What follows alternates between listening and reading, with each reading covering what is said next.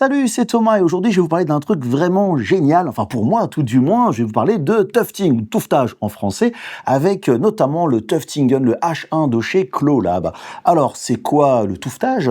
Eh bien ça consiste à planter de la laine dans une toile avec un pistolet dédié. Alors je vais simplifier vraiment les choses, c'est comme une machine à coudre portative, sauf que là ça va couper à chaque fois directement la laine en fonction des insertions que vous allez faire, et vous allez pouvoir en déplaçant le pistolet sur la toile avec des laines différentes et faire des motifs. Donc pas mal de petits trucs que j'ai essayé. Et il faut savoir que depuis très longtemps, je m'intéressais à ce tufting, mais alors il y avait différents éléments qui me bloquaient. C'était déjà le pistolet en lui-même me faisait peur. Dire mon Dieu, ça a l'air vraiment compliqué. Ça a l'air d'être un truc un peu fait de briques et de broc. Attention, c'est l'impression que ça me donne. Je dis pas que c'est le cas. Pour la toile, il fallait bricoler un cadre avec des clous, les planter. Et je me suis dit, ça a l'air génial, mais entre guillemets, ça a l'air galère si on n'a pas beaucoup de temps, au tout du moins pour se lancer. Ce qui fait que j'ai mis de côté, jusqu'à ce que Clolab annonce effectivement le H1. C'était sur un Kickstarter, si je me trompe pas. Et là, je me suis dit, franchement, ça a l'air vraiment génial. En fait, c'est un produit plutôt pour moi. Donc, le but de cette vidéo va être de vous faire découvrir le tufting, si vous ne savez pas ce que c'est, et j'espère vous donner envie de vous y lancer. Je vous le dis dès maintenant, et je reparlerai à la conclusion, c'est une machine. Chaque personne qui a essayé le truc dit « c'est génial, j'en veux une ». Alors attention, c'est vraiment très mauvais pour votre portefeuille parce que c'est vraiment l'éclat d'heure. Vous allez voir, Cathy, ma femme, a participé, on va dire, à ce test parce que justement, je voulais aussi son avis. C'est quelque chose qui est autant masculin et féminin. Donc j'ai pas mal de petits projets qu'on a fait ensemble, des projets que c'est elle qui les a fait, c'est moi qui les ai fait, histoire de, comment ça pouvait être vraiment intéressant et aussi comment on pouvait animer des soirées relativement fun autour donc du tuffetage. Bref, je vous partage tout ça, vraiment mon évolution, ma découverte. Je vous le dis dès maintenant, je ne suis pas du tout un expert en tufting, c'est vraiment quelque chose que je découvre et justement, je voulais vous embarquer dans cette découverte du tufting. Et le petit point transparence, j'ai contacté Clolab, c'est pas eux qui m'ont contacté, ils m'ont envoyé le kit gratuitement pour en faire cette vidéo-là, c'est pas sponsorisé, je suis pas rémunéré pour faire donc voilà cette découverte avec vous donc du tufting. Par contre, vous avez directement sous la vidéo en description tous les liens si vous voulez acheter justement ce tufting gun, ce kit et vraiment tous les éléments nécessaires. Cliquez sur les liens, ils sont affiliés, ça change rien pour vous, mais ça va aider financièrement la chaîne. Et puis bien sûr, vous avez les commentaires, vous likez la vidéo, vous vous abonnez si c'est pas déjà fait, et justement profitez des commentaires pour me donner votre avis sur le tufting. Est-ce que ça vous intéresse? Est-ce que vous en faites déjà? Peut-être que pour vous finalement les pistolets dont je parlais il y a quelques instants, c'est la solution et ça c'est du gadget. D'ailleurs je reparlerai à la conclusion, vraiment je vais revenir là-dessus. Bref, partagez-moi un petit peu tout ça. Mais allez, c'est parti pour cette découverte du tufting. On va commencer par le tour de ce que l'on a directement dans le carton. Alors bien évidemment, on a le tufting gun qui se trouve dans sa petite housse. Franchement, c'est super cool, très pratique, au moins comme ça on va la protéger dans le temps. Il y a une petite pochette, des accessoires et tout, c'est vraiment plutôt bien fait. C'est cool, je reviens dans quelques instants. Vous avez la toile pour directement faire votre tufting directement dessus. Vous avez aussi du tissu pour mettre en arrière avec donc une fois que vous encollez directement votre tapis antidérapant. Franchement, il est plutôt bien fait de ce que j'en découvre. Vous avez aussi bien évidemment toute la partie qui va constituer le cadre. Là, effectivement, il faut l'assembler, mais il y a différentes parties. Ça n'a pas l'air franchement très compliqué. Ce qui est fourni aussi avec, vous avez donc 10 bobines de laine. Alors, je ne les ai pas ouvertes pour l'instant. Il y a un peu toutes les couleurs, histoire de quoi commencer. Vous avez bien évidemment le manuel, alors en papier, entièrement en anglais. Ça, c'est un peu le problème pour les gens qui sont un peu anglophobes. Mais surtout, il y a un wiki qui est entièrement accessible avec pas mal de photos. J'imagine aussi des vidéos et aussi quelques petits accessoires pour l'assemblage. Et puis enfin, donc voilà, je reviens sur le pistolet, le tufting gun en lui-même, qui est franchement pas très grand, mais quand même déjà assez grand lui-même, qui a un poids qui est tout à fait gérable. Alors, je n'ai pas de moyen de comparaison avec les autres tufting guns. Tout ce que j'ai vu, j'ai déjà essayé très rapidement, notamment sur un salon. C'était vraiment un gros machin bien bordélique. Là, on a un super design. Franchement, c'est très cool. Il y a un côté assez futuriste. Il y a la protection qui va devant. Alors, bien sûr, je ne l'ai pas encore essayé. Il est vraiment tout nouveau. Mais j'avoue que je suis super impatient de le tester. En dessous, vous avez le bouton d'alimentation et le connecteur en USB-C. Et vous retrouvez bien sûr l'alimentation qui va avec. Et ce que je trouve aussi intéressant, je ne l'ai pas déballé, mais je trouve que le fil USB a l'air d'être relativement long, ce qui est quand même pas négligeable pour l'alimentation. Bon, quitte à éventuellement racheter une rallonge. Je vous ai épargné le montage du cadre, il y a vraiment rien de compliqué. Il y a une vidéo sur YouTube qui montre toutes les étapes, même si c'est en anglais. Avec le petit manuel, franchement, il n'y a qu'à suivre, il y a vraiment zéro difficulté. Alors, concernant l'installation du cadre sur le bureau, vraiment, il n'y a rien de spécial, il y a juste les petites molettes à visser. Pour mettre la toile, on la déroule, on a juste suivi les étapes, simplement du tuto. La petite subtilité quand même, c'est pour accrocher sur le côté la toile, il faut bien penser à enlever la partie plastique de la partie aluminium, on n'a pas compris au début. Bon, c'est bien assez naturellement, après, c'est l'attention, vraiment aucune difficulté. Et voilà nos premiers essais du tufting, et franchement c'est super cool. Maintenant on fait plein d'erreurs de débutants, clairement la gestion de la pression du pistolet sur la toile, ce qui fait qu'on a des petits trous, voilà, on perd la laine aussi de temps en temps. En termes de résultats, forcément si on n'est pas constant, c'est pas super terrible, mais faut avouer que c'est vraiment super kiffant, le résultat est vraiment fun. On s'améliore de trait en trait, on comprend les choses voilà, au fur et à mesure, mais ce qui veut dire qu'on va forcément abîmer une pelote de laine sans aucun problème sur nos essais. Et justement, il y a quand même une consommation assez importante. Vous voyez la pelote violette, et elle est à peu près bouffée aux 2/3 par rapport à la orange qui est neuve à côté. Donc voilà, pas mal de consommation, mais qu'est-ce que c'est génial! Voici juste un petit exemple, parce que la laine est tombée du pistolet tufting gun pendant le processus, donc forcément, on montait, il y a 0 laine qui est rajoutée, et vous voyez que ça fait quand même un espèce de pli, enfin de trou au niveau de la toile, donc ça abîme effectivement la toile. Maintenant, les questions qu'on a, c'est est-ce que la toile est assez tendue ou pas? Durant nos essais, on a constaté un petit truc, c'est de doubler la laine. Alors là, je parle de cette laine-là, c'est la laine Action, vraiment premier prix. Elle est quand même beaucoup plus fine, mais de doubler la laine, en fait, on a un meilleur débit, ça marche finalement mieux au niveau de la machine, meilleur résultat. Alors bon, c'est l'expérimentation, on ne sait pas si ça vaut vraiment sur le long terme, mais c'est quand même plutôt une bonne direction. Maintenant, il faut avoir 2 bobines de laine et pas une qu'on va essayer de doubler, sinon franchement, c'est galère. Et voici nos premiers essais, donc voilà, une pelote, on va dire, et demie. Qu'est-ce qu'on peut en dire? C'est que c'est pas évident, mais pas si compliqué. C'est-à-dire que l'utilisation de la machine, du process est relativement simple. Maintenant, en fait, la difficulté, ce qu'on se rend compte, voilà, après quelques tracés, c'est que il faut trouver la bonne pression pour appuyer sur la toile, mais aussi il faut trouver la bonne vitesse de déplacement du pistolet. Il faut pas aller trop vite, mais pas assez vite. Il faut bien l'accompagner, trouver la bonne position. Ce qui veut dire que, comme toute chose, il va falloir pratiquer un petit peu pour arriver au bon résultat. Voilà. Et puis on aura forcément des petites galères qui vont arriver au fur et à mesure. Et l'autre problème aussi, qu'il faut qu'on voit aussi comprendre pourquoi on a ce petit problème, c'est la perte de la laine dans le pistolet. On est en train d'enfoncer, le pistolet rebondit un petit peu, la laine tombe, on trace dans le vide et souvent on s'en rend compte un petit peu trop tard. Et pour conclure cette première étape, ça a été l'encollage. Franchement, rien de compliqué, de la colle. Alors, ça va très vite aussi, la colle, c'est comme la laine. Il me faut acheter des gros pots. Voilà, il suffit d'étaler, il n'y a vraiment rien de compliqué. Maintenant, il n'y a plus qu'à attendre tout ça de sécher, après faire la découpe et la tonte. Mais j'avoue que pour un premier essai, franchement, c'est super kiffant. Maintenant que la colle est sèche, il suffit d'enlever l'ensemble du cadre. Alors rien de compliqué, on fait les opérations inverses que du serrage. Toutefois, pour enlever les petits montants latéraux, enfin pour les désenclencher, il faut un petit peu de force, je vous le cache pas. Mais bon, c'est normal, c'est quand même hyper tendu. Une fois que c'est à plat, on a le résultat qui est le même que le vertical. Mais on se rend bien compte qu'il va falloir nettoyer l'ensemble, unifier finalement le dessus de la laine. Pour ça, je fais appel à une tondeuse des kits qu'on trouve sur Amazon, pas cher. Bon, ça fait très cheapos, je vous le cache pas. J'ai quand même mis le lien en description. Et il n'y a plus qu'à tondre voilà, votre laine avec le sabot pour commencer, pour essayer de rester bien à plat. Alors, je suis pas trop sûr de l'efficacité. Un petit tour sur les contours. Enfin voilà, franchement, c'est une étape qui est assez sympa à faire. Par contre, ce que je constate, c'est que ça génère énormément de, on va dire, de poussière de laine. Et il serait peut-être bien mettre un petit masque, à mon avis, pour les gros boulots, parce qu'on doit en respirer quand même pas mal.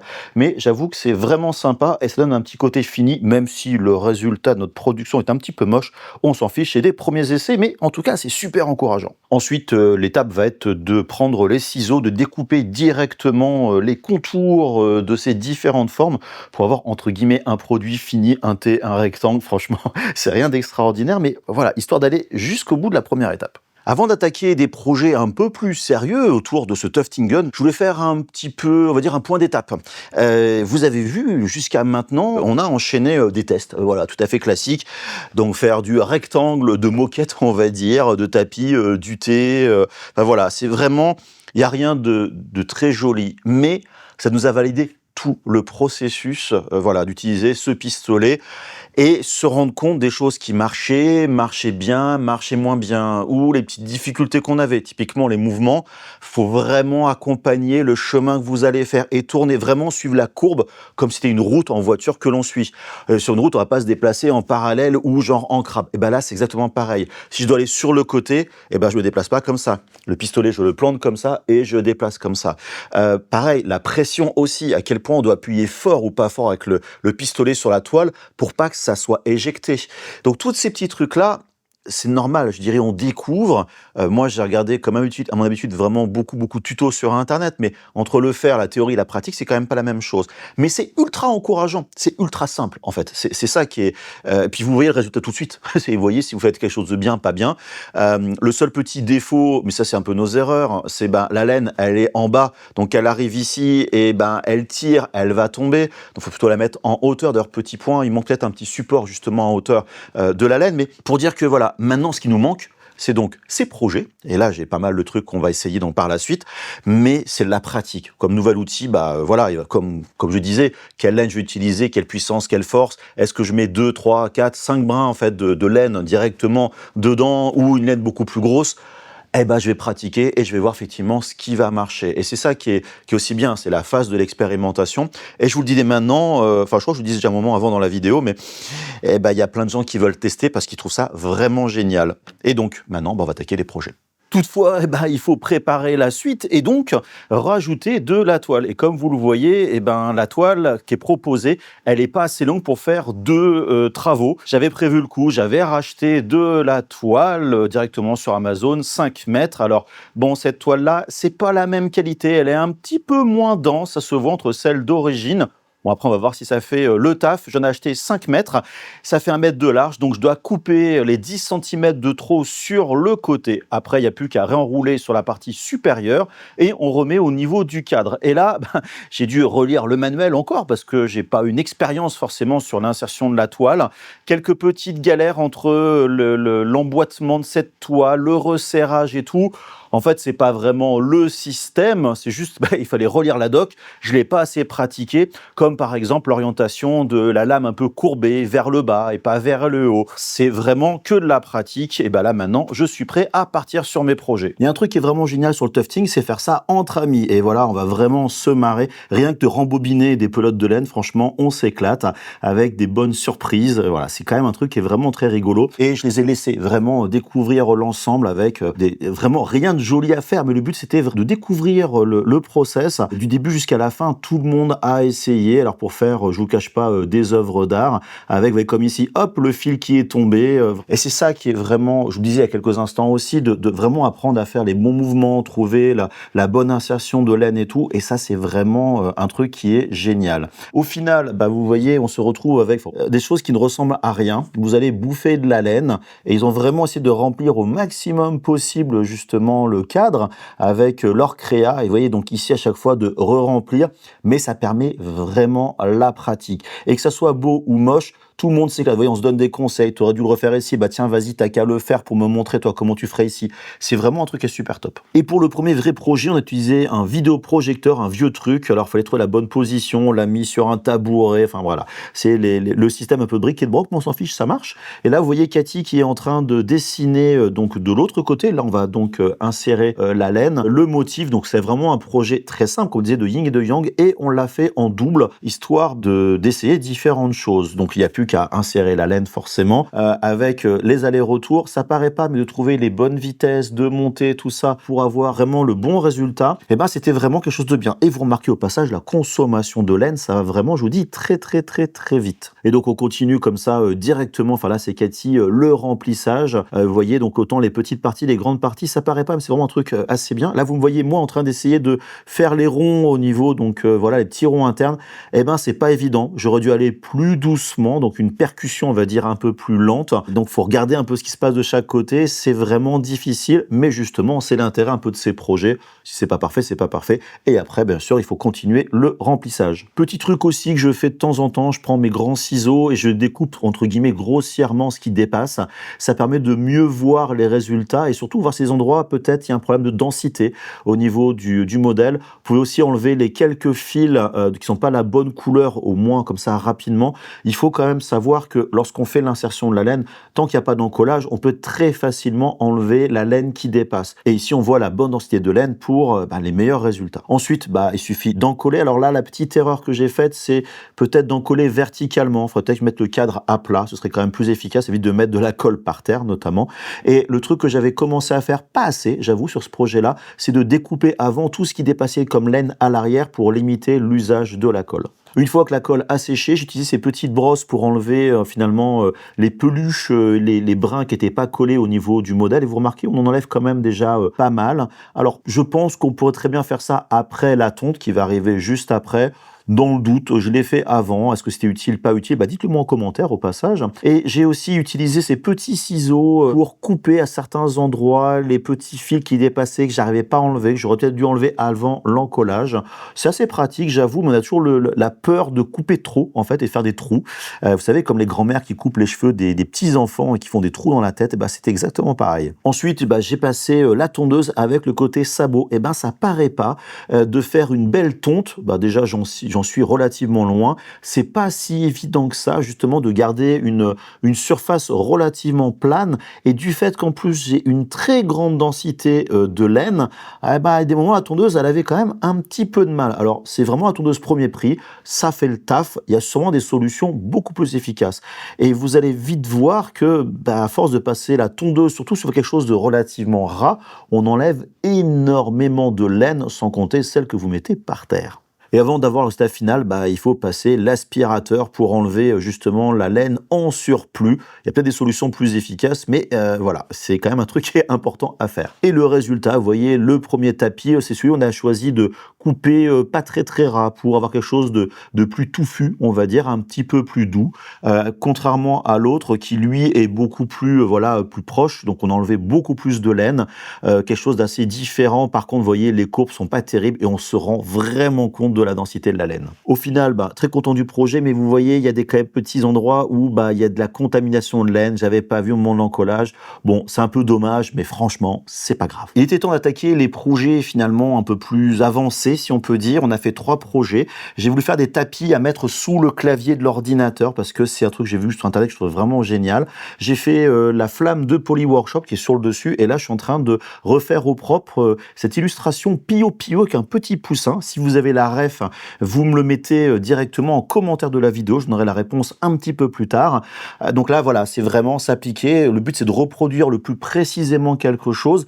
Et là avec du texte, quand je faisais le truc, ça se voit pas sur la vidéo, mais je me disais dans quelle galère je me suis embarqué là-dessus. Une fois que c'est fait, il n'y a plus qu'à faire comme tout à l'heure, le remplissage. Donc vous voyez le logo Poly Workshop, la flamme, ça paraît pas, il faut vraiment faire les arrondis, vraiment remplir la laine. Des fois, on s'y prend pas toujours très très bien. Pourtant, le logo, il paraît simple, mais les arrondis, les pointes et tout, c'est quand même pas si facile que ça. Mais c'est quand même le logo de ma chaîne, je pouvais pas ne pas faire ce logo. Mais c'est pas grave, et je me suis dit, je vais jusqu'au bout.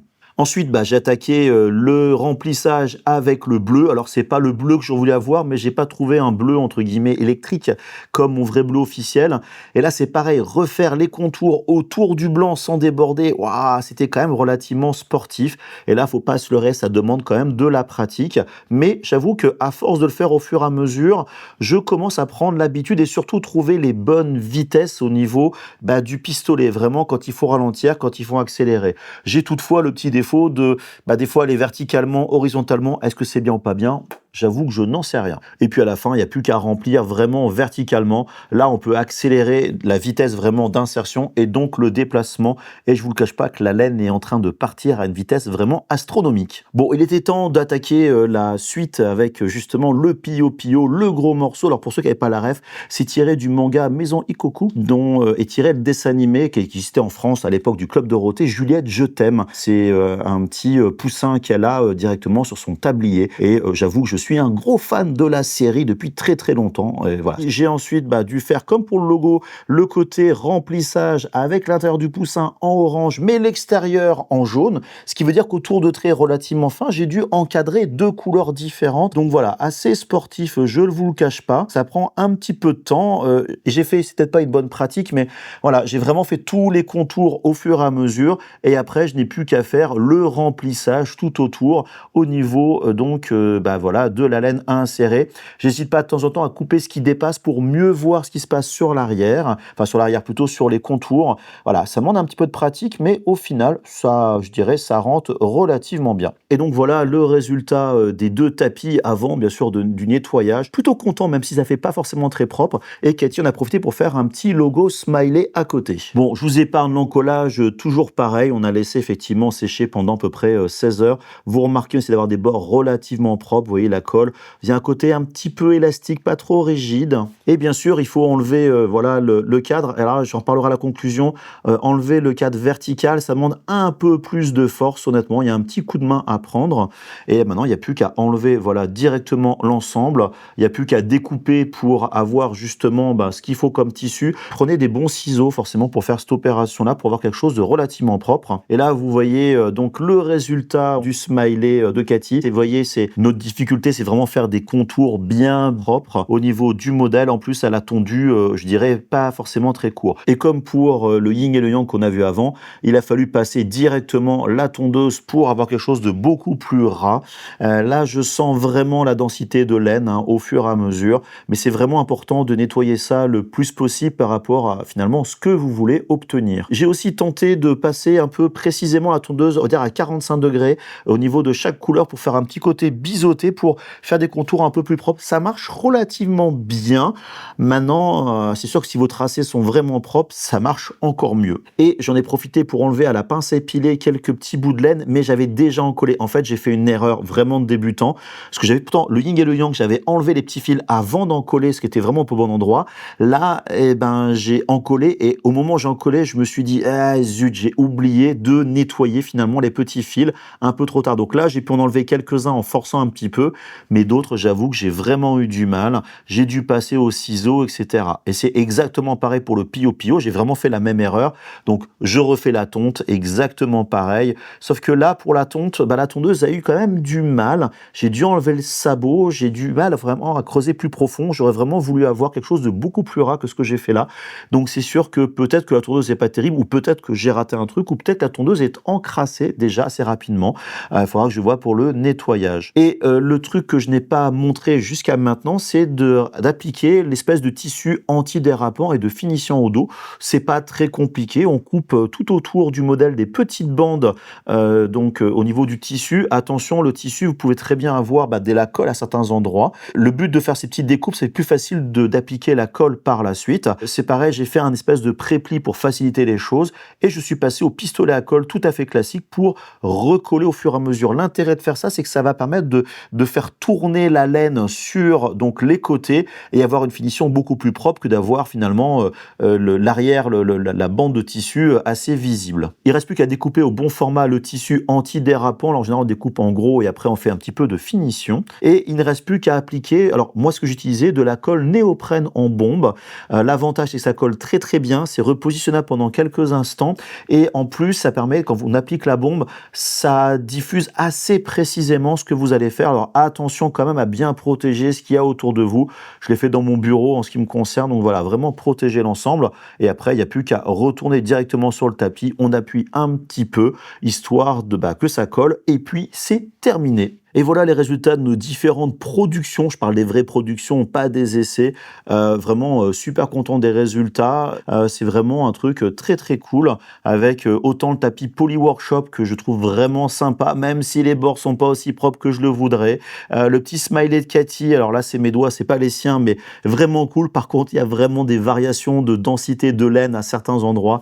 C'est quand même assez marqué. Comme mon pio-pio, je suis assez content de l'uniformité, mais je suis pas content des détails. Il faudrait faudrait peut-être que je repasse un coup de tondeuse un peu plus propre, notamment sur le bas où il y a un petit peu, ça a bavé entre le orange, le jaune et le noir. C'est clairement un tapis que je vais refaire, je vous le cache pas. Et vous voyez, donc cette finition au dos, c'est pareil, c'est pas découpé le plus proprement, mais le côté anti-dérapant marche franchement très très bien et ça finit quand même le tapis. Et là, voilà, dans un usage très concret, le tapis directement sous le clavier. Alors, c'est pas forcément le plus pratique, on va dire, mais c'est agréable d'avoir ce côté, cette petite moumoute directement sous les bras. Et je pense que ça va être relativement cool en hiver. Alors, par où commencer la fin de cette vidéo, cette conclusion? Vous l'avez vu, j'ai quand même passé pas mal de temps à faire des essais, à faire des choses vraiment nulles, je peux pas dire le contraire, au début, histoire de tester finalement le process, les courbes. Et d'ailleurs, je vous invite vraiment à le faire pour comprendre comment ça marche, trouver la bonne vitesse, on va dire, de percussion, si on peut dire vraiment d'insertion de la laine par rapport à vos déplacements, trouver vraiment, suivre bien la courbure, etc. Donc, il y a vraiment une certaine pratique. Et ensuite, ce qui va vraiment jouer, et j'en parlais donc pendant la vidéo, bah, ça va être de trouver les bonnes densités, finalement les bons réglages pour arriver vraiment au résultat que vous voulez. Ce qui veut dire que bah, j'ai fait pas mal d'erreurs. Quand je vous disais à l'introduction que je ne suis pas du tout un pro du tufting, non, pas du tout, j'ai encore énormément à apprendre. Il y a vraiment beaucoup de choses, mais, et c'est ça le point le plus important avant de parler des points positifs et négatifs, c'est que je me suis éclaté à vraiment faire ce test, ce touffetage. Je peux vous garantir que je vais continuer à en faire. Je vais même me prendre des cours de touffetage pour vraiment apprendre plus justement les subtilités. Je trouve ça vraiment génial. Et toutes les personnes, sans exception, je crois que je l'ai dit à l'introduction aussi, mais je le répète, ont vraiment adoré ça. Et tous les gens à qui je montre des trucs, ils disent « Ah ouais, c'est super, machin, montre-moi ». Autant femmes, hommes, vraiment, il n'y a pas aucune distinction là-dessus, ce qui est vraiment génial. Vous l'avez vu, la petite soirée organisée avec des amis, bah, ils se sont vraiment éclatés. Ce que vous voyez pas dans la vidéo, c'est qu'en plus, j'ai ramené le tapis de test chez eux 2 jours après. Une fois qu'on avait encollé, ils ont continué, ils ont taillé. Enfin, vraiment, ils ont vraiment adoré. Ce qui veut dire que, et je vous le dis dès maintenant, là, au moment où j'enregistre la vidéo, la période de Noël arrive très très vite. C'est typiquement le cadeau de Noël à offrir à des gens qui ont un intérêt pour être créatifs, qui voient ce genre de choses. C'est vraiment un truc qui est génial.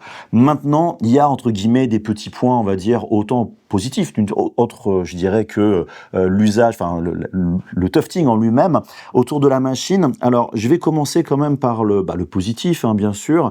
Hormis ce côté, on va dire, vraiment cool et sympa, c'est déjà le pistolet en lui-même. Ce que je vous disais donc en introduction, ces pistolets de tufting qu'on peut trouver sur pas mal de plateformes et à vraiment pas cher, beaucoup moins cher genre de solution, c'est super grand, ça vibre. J'ai déjà testé en fait ces pistolets dans des espèces de journées un petit peu découvertes, c'est quelques petits traits, mais je dis comme ça, voilà, sur une longue session, ça peut être relativement, on va dire, fatigant. Là, le pistolet est quand même relativement léger. Attention, il pèse un petit peu son poids, ce qui veut dire que là, on le prend comme ça, ah, ça va, c'est léger, mais après 1 heure, 2 heures vraiment de tufting à vraiment travailler, ça, on commence à sentir un petit peu le poids, mais rien, on va dire, de fatigant et de problématique. Et ça, c'est vraiment un truc qui est très, très bien. Et surtout, les vibrations sont vraiment contrôlées. Je parlais donc tout à l'heure un peu, c'est un peu comme une machine à coudre qu'on utilise, même si c'est vraiment différent, le fait que ça coupe la laine à chaque insertion, mais ça vibre. Et en fait, justement, ce système-là ne vibre pas énormément. Alors, je soupçonne qu'il y ait d'autres pistolets de tufting gun qui permettent de vraiment, on va dire, travailler un peu plus léger et qui doivent sûrement moins vibrer. Mais là, c'est vraiment le côté super compact. Vous avez la petite housse qui se trouve à côté, qui permet effectivement de ranger de façon assez pratique, voire bouger chez des gens. C'est vraiment un truc voilà, je le trouve très très bien, vraiment utilisé. Il y a le réglage directement de la vitesse, enfin voilà, c'est vraiment un très bon choix. Il existe en gris, il existe en rose. Bizarrement, le rose est toujours je dirais en rupture de stock. Je sais que Cathy, qui a donc participé à la vidéo, vous voyez, elle fait du rose directement. Elle aurait pu l'avoir en rose, forcément, elle aurait fait le choix. C'est que la couleur, mais tant qu'à faire, autant, enfin, un truc sympa. Bref, pistolet vraiment super génial à l'usage, à l'entretien. Enfin, vraiment, c'est un truc qui est très très bien fait. Il y a des petits points négatifs, comme j'en ai par la suite. L'autre point aussi que j'ai trouvé très très bien, c'est le cadre, on va dire, en lui-même. Le cadre, alors, on va reparler un peu de la taille, mais on est sur 99 cm, si mes souvenirs sont bons, par 66 de hauteur. Donc, on a une surface de travail qui est assez grande pour se lancer dans le tufting. Maintenant, même si on peut je dirais, dérouler au fur et à mesure son œuvre pour faire quelque chose d'assez vertical, on sera, quoi qu'il se passe, contraint avec la largeur. Mais pour vraiment s'éclater et faire pas mal de projets, c'est, pour moi, tout du moins à l'heure actuelle, largement suffisant. Et surtout, ce que j'aime dans ce cadre, c'est que il se positionne très rapidement sur le bureau, on serre, etc. Je peux le desserrer, le ranger dans un coin. C'est très pratique. Je ne suis pas obligé de me réserver, entre guillemets, un lieu pour faire du tufting. Le système qui permet effectivement d'avoir le rouleau en dessus, de vraiment dérouler, de serrer, est vraiment, je dirais, très pratique. Et ça, c'est aussi un élément qui m'a fait me lancer dans le tufting. Pourquoi ? Parce que quand je voyais les autres solutions où on doit se faire un cadre soi-même en bois, sur le principe, c'est pas très compliqué, mais il faut aller à Leroy Merlin, au Casto, acheter du bois, faut planter, faut visser, tout ça. Et il faut pouvoir poser le cadre quelque part. Ça paraît pas, même si j'ai un grand bureau, on va dire créatif, bah, je fais attention, on va dire, à la place. Donc le rangement est quand même plutôt bien fait. Le système d'enroulé de tension fait que on peut avoir une toile très tendue, sans avoir besoin d'utiliser des systèmes, je dirais, do it yourself, avec des clous qu'on doit tendre et tout ça. Alors attention, les clous ont des avantages, j'en parlerai lors des inconvénients quand même, mais tous ces éléments-là principaux, donc le pistolet et la toile, fait que le tufting est, entre guillemets, accessible. Je dis pas que les autres solutions ne sont pas accessibles, mais là, on se lance, entre guillemets, sans stress. Et là, ça a été justement pour moi l'élément du test. Ma femme, qui n'est pas la plus technophile du tout des choses, bah en fait, vous l'avez vu au début de la vidéo, elle a montré le cadre directement sans aucun problème, elle a utilisé le pistolet, elle a pu se lancer et faire des projets de A à Z. Alors que elle a essayé au niveau de la couture, c'est un petit peu plus difficile. Donc vous voyez, pour dire, c'est plus accessible que de la couture. Donc c'est ça qui est vraiment le truc génial autour de ce kit. Voilà, vous avez donc la petite mallette, je disais, il y a vraiment quasiment tout ce qu'il faut pour se lancer. Il y a une petite subtilité là-dessus. Donc, pour les points positifs, vraiment, ils sont là. Et je vais parler des points négatifs, mais gardez en tête que les points positifs, pour moi, écrasent littéralement tous les autres points négatifs, y compris le prix. Je parlerai du prix, justement, à la fin. Donc, voilà pour le positif. Maintenant, donc, le négatif. Je vais revenir justement sur le pistolet. Le pistolet en lui-même, il a deux points négatifs pour moi. Le premier, c'est cette molette de réglage à l'arrière.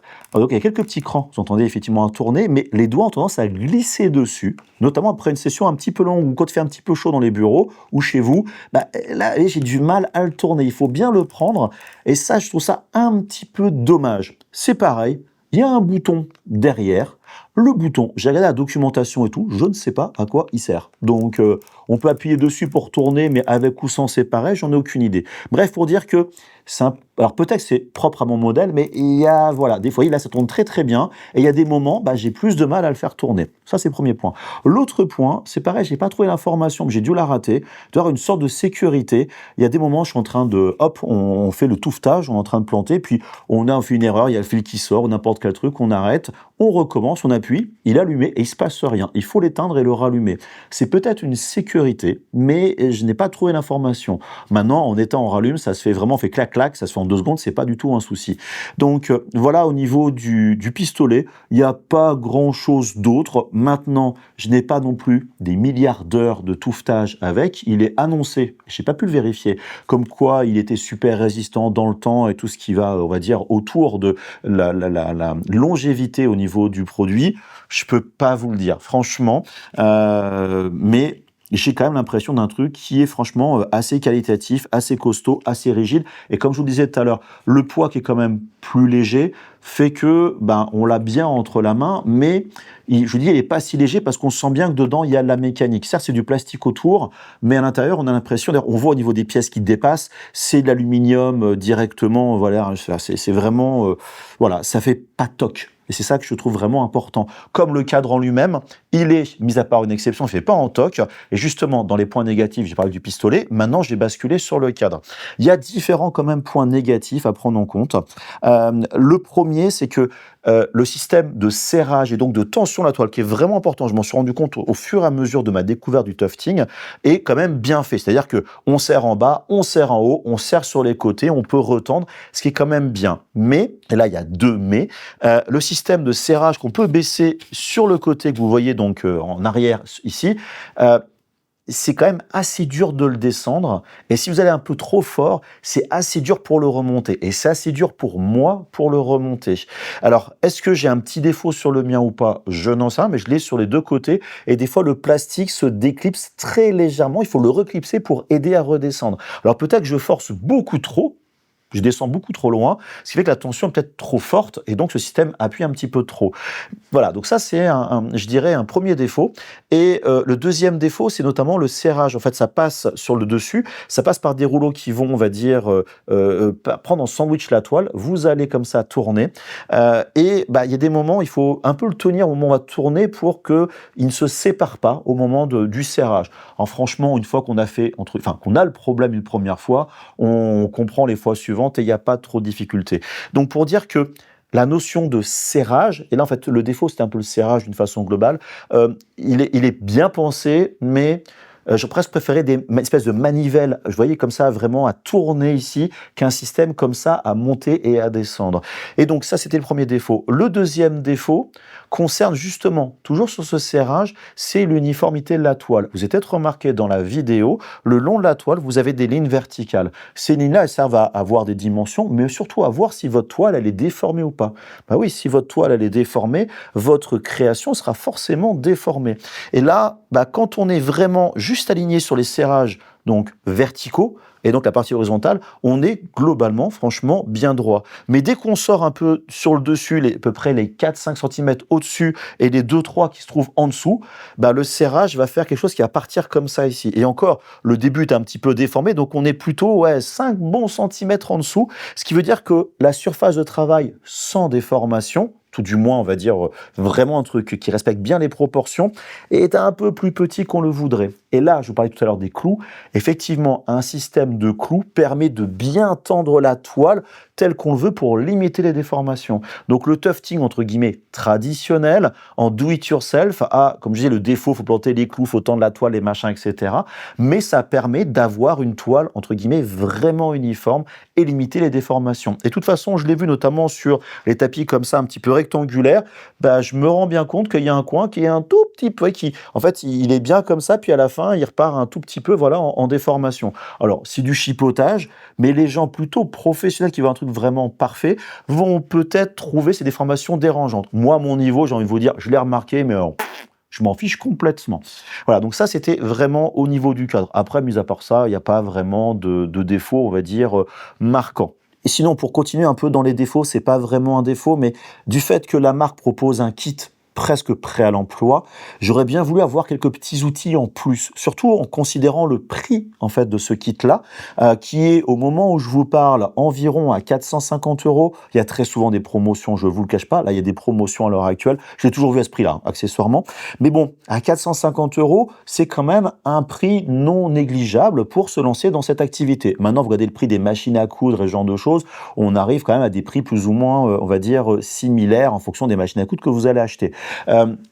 Vous trouvez des kits pour le tufting gun, vraiment ces machines gérées chinoises pas chères, on trouve des solutions beaucoup moins chères, mais vous ne serez pas accompagné pareil dans l'usage de la machine. Ce qui veut dire que, voilà, au niveau du prix, je trouve ça franchement un prix pour moi qui est tout à fait normal par rapport à toute la solution qui est offerte. Mais justement pour ce prix, vous l'avez vu dans la vidéo, j'ai la tondeuse.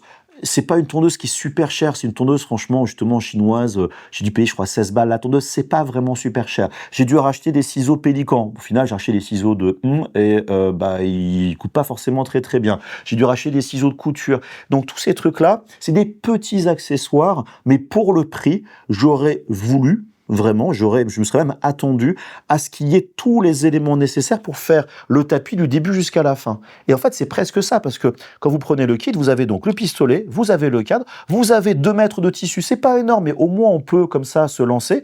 Vous avez un petit peu de laine que je trouve pas terrible, mais on peut effectivement se lancer avec. Il manque vraiment, au passage, il y a aussi même le tapis antidérapant sur le dessous, donc il y a vraiment quasiment tout. Il manque ces petits accessoires, et franchement, pour ce genre de produit, à ce prix-là, rajouter une tondeuse qui doit leur coûter pas plus de 20 €, et encore, je suis, à mon avis, très loin. La vérité, quelques ciseaux et ce genre de choses, une pince à pied, ces petits accessoires en plus, franchement, ça aurait été pas mal. Sinon, je suis en train de chercher là un petit peu les autres points négatifs, et je n'en vois pas d'autres. vraiment. Et comme je vous le disais il y a quelques instants, le positif et le fait d'avoir un sourire jusque-là, l'éclat, de voir des trucs apparaître et ce genre de trucs qu'on peut toucher, qu'on est vraiment sur un truc vraiment cool, voilà, c'est vraiment un produit que je trouve génial. Voilà, j'ai pas d'autres mots à dire. Et maintenant, je vais vous parler un petit peu des à côté justement du touffetage. Plutôt mes petites remarques si vous vous lancez. Alors, vous avez vu quand même pas mal dans la vidéo, les petites galères, les erreurs et ce genre de choses.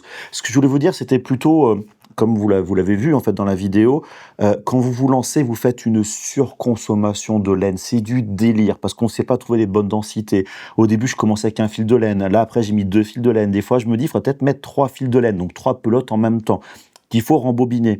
J'ai utilisé de la laine directement que j'ai acheté sur Action la moins chère possible. J'en ai acheté un petit peu sur Temu, AliExpress, histoire de tester. J'ai pas encore trouvé finalement les bonnes laines qui peuvent être vraiment sympas. Parce que justement, du fait que je découvrais ce touffetage, je voulais pas partir dans des prix de laine entre guillemets beaucoup plus haut de gamme. Là maintenant, je pense que j'arrive à un moment où j'ai découvert les choses. Je vais arriver, je pense, à une espèce de plateau où je vais avoir du mal à aller plus loin, d'où le fait de peut-être me prendre des cours.